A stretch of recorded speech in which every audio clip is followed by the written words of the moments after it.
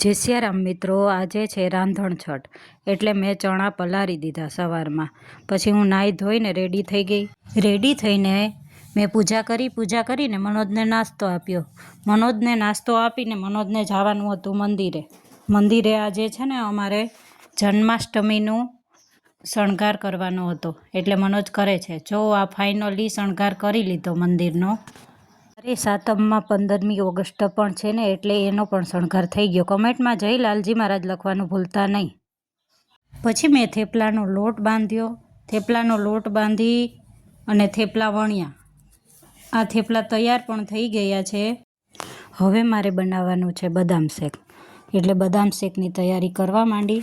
બદામ શેક બનાવી પછી ચટણીઓ બનાવવાની છે. આજે તો ઝાઝું બનાવવાનું છે પણ જેટલું આ બ્લોગમાં આવ્યું એટલું હું તમને શેર કરી દઉં છું. તમને આ મારો વિડીયો પસંદ આવે ને તો લાઈક શેર સબસ્ક્રાઈબ કરવાનું ભૂલતા નહીં. ચાલો હવે મળીએ નેક્સ્ટ વિડીયોમાં.